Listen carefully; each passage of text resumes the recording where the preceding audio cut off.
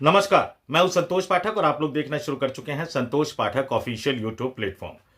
केंद्र की नरेंद्र मोदी सरकार के यूजीसी द्वारा लाए गए नए कानून को लेकर देश भर में बवाल मचा हुआ है। लेकिन इस बीच सुप्रीम कोर्ट से एक बड़ी खबर निकलकर सामने आ रही है। सुप्रीम कोर्ट में जब इस मामले की सुनवाई हुई तो सुप्रीम कोर्ट ने इस कानून के औचित्य पर और सरकार के रवैये पर एक बड़ा सवालिया निशान लगाते हुए सीधे सीधे यह कह दिया कि यूजीसी ने जो यह नया नियम लागू किया है यह अस्पष्ट है, इसके दुरुपयोग का खतरा है। इसके अलावा भी सुप्रीम कोर्ट ने इस कानून को लेकर कई तल्ख टिप्पणियां की है। तो सुप्रीम कोर्ट से जो बड़ी खबर निकलकर सामने आई है वो बड़ी खबर लेकर मैं आपके सामने आया हूं। सुप्रीम कोर्ट ने सीधे सीधे यूजीसी द्वारा लाए गए इस कानून यानी केंद्र सरकार द्वारा लाए गए इस कानून को गलत बताते हुए इसमें कई गंभीर खामियों की तरफ इशारा करते हुए इस पर रोक लगा दिया है। यानी सुप्रीम कोर्ट ने यूजीसी के नए नियमों पर स्टे का ऑर्डर पारित कर दिया है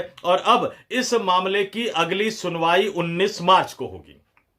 सुप्रीम कोर्ट का रोक, सुप्रीम कोर्ट की तल्ख टिप्पणियां और अगली सुनवाई की तारीख 19 मार्च, ये अपने आप में बताती है कि तमाम लोग जो यूजीसी के नियमों पर सवाल उठा रहे थे कि ये नेचुरल जस्टिस का उल्लंघन है, ये समानता का उल्लंघन है। और कई सुप्रीम कोर्ट के जो बड़ी वकील हैं उनके साथ मेरी बातचीत हुई, आप वीडियो को जाकर देख सकते हो। उन्होंने तो सीधे सीधे कहा था कि ये असंवैधानिक है और इसको सरकार को वापस ले लेना चाहिए। सरकार ने तो वापस नहीं लिया, लेकिन सुप्रीम कोर्ट ने क्या कहा, दो तीन चीजों को समझिए कि इसको लेकर चीफ जस्टिस ऑफ इंडिया की टिप्पणी थी कि एक देश के रूप में हमने 75 साल बाद जातिहीन समाज बनने की दिशा में जो कुछ भी हासिल किया, क्या हम वापस उधर ही लौट रहे हैं? क्या हम एक प्रतिगामी समाज बनते जा रहे हैं? और आगे सुप्रीम कोर्ट ने कहा कि यूजीसी के रेगुलेशन में जो शब्द इस्तेमाल किए गए हैं उनसे यह लगता है कि इस रेगुलेशन का दुरुपयोग किया जा सकता है। और जो इसका विरोध कर रहे हैं वो भी तो यही कह रहे हैं कि इसके दुरुपयोग को लेकर, दुरुपयोग को रोकने को लेकर कोई सेफगार्ड जैसी व्यवस्था इसमें नहीं की गई है। कोर्ट ने यूजीसी और सरकार दोनों को नोटिस जारी करके जवाब मांगा है। और जो टिप्पणियों की बात मैं कर रहा हूं ना, सुप्रीम कोर्ट ने यूजीसी के रेगुलेशन पर रोक लगाते हुए सीजीआई ने कहा कि अगर हमने इस मामले में दखल नहीं दिया तो समाज में विभाजन होगा, इसके नतीजे खतरनाक होंगे। यानी दूसरे शब्दों में सीधे सीधे केंद्र की नरेंद्र मोदी सरकार की मंशा पर कई तरह के सवाल खड़े हो रहे हैं। इसको थोड़ा सा विस्तार से मैं बताऊंगा कि सुप्रीम कोर्ट में हुआ क्या, सुप्रीम कोर्ट ने कहा क्या। लेकिन ये बड़ी स्टोरी के बारे में आपको बताने से पहले आपसे एक अपील करना चाहूंगा, आपसे एक आग्रह करना चाहूंगा। अगर आपने अभी तक हमारे YouTube मंच को सब्सक्राइब नहीं किया है तो आगे बढ़िए, संतोष पाठक ऑफिशियल YouTube प्लेटफॉर्म को सब्सक्राइब कीजिए, हमारे वीडियो देखिए। वीडियो पसंद आए तो ही लाइक कीजिए और वीडियो पसंद आए या ना पसंद आए लेकिन कमेंट करके हम तक अपने विचारों को, अपनी राय को जरूर पहुंचाइएगा। सहमति और असहमति दोनों का ही स्वागत है दोस्तों। तो अब सुप्रीम कोर्ट में क्या क्या हुआ यह मैं बता देता हूं। सुप्रीम कोर्ट ने यूजीसी के नए नियमों पर सुनवाई करते हुए एक बड़ा आदेश जारी कर दिया है। सुप्रीम कोर्ट के मुख्य न्यायाधीश यानी chief justice of India justice Suryakant और जस्टिस ज्यो माल्या बागची की बेंच में मामले की सुनवाई के दौरान शीर्ष अदालत ने यह कहा कि यूजीसी के नए नियम अस्पष्ट है और इसके दुरुपयोग का खतरा है। और इसके बाद कोर्ट ने यूजीसी के नए नियमों पर स्टे लगा दिया। केंद्र सरकार यूजीसी को नोटिस जारी कर दिया, जवाब मांगा है। अगली सुनवाई 19 मार्च को होगी। चीफ जस्टिस ने आगे क्या कहा वो भी मैं आपको बता देता हूं।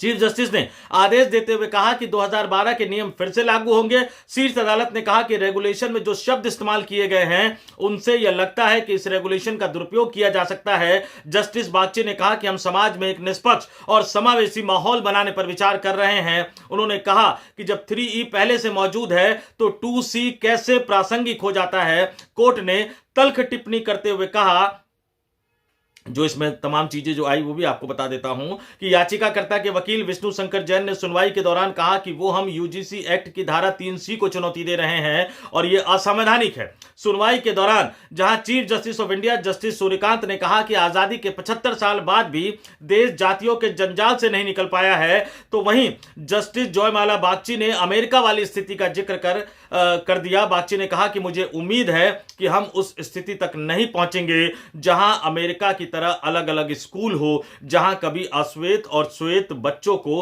अलग अलग स्कूलों में पढ़ना पड़ता था। यह बड़ा गंभीर सवाल जो है वो न्यायाधीश ने उठा दिया है। और याचिकाकर्ता के वकील विष्णु शंकर जैन ने क्या कहा?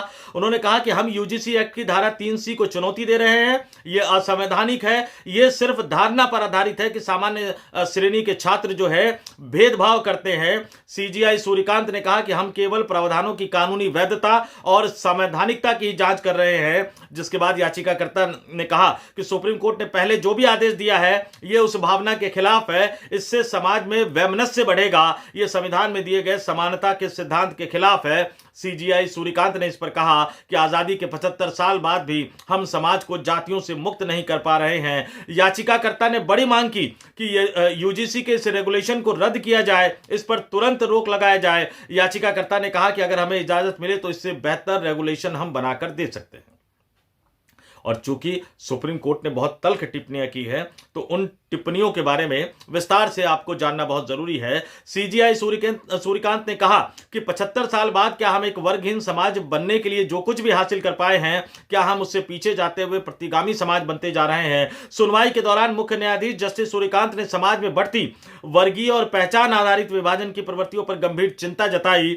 रैगिंग पर टिप्पणी करते हुए सीजीआई ने कहा कि रैगिंग में सबसे बुरा यह हो रहा है कि दक्षिण भारत या पूर्वोत्तर से आने वाले बच्चे अपनी संस्कृति लेकर आते हैं और जो लोग उस संस्कृति से परिचित नहीं होते वे उन पर टिप्पणियां करने लगते हैं। इस पर कड़ी प्रतिक्रिया देते हुए जस्टिस सूर्यकांत ने कहा, भगवान के लिए आज हमारे समाज में अंतर जातीय शादियां भी हो रही है। हम खुद हॉस्टल में रहे हैं जहां सभी लोग एक साथ रहते थे। चीफ जस्टिस ने कहा, हम चाहते हैं कि कुछ कानूनविदों की कमेटी इस पर विचार करे। यूजीसी के नए नियम को जस्टिस, जैसा कि मैंने बताया कि chief justice of India justice Suryakant ने पूरी तरह से अस्पष्ट बताते हुए कहा कि यूजीसी की नियमों का बचाव कर रही वरिष्ठ वकील, जो आगे ये तमाम चीजें बढ़ती गई तो वरिष्ठ वकील इंदिरा जयसिंह से उन्होंने कहा कि हम पीछे नहीं जा सकते।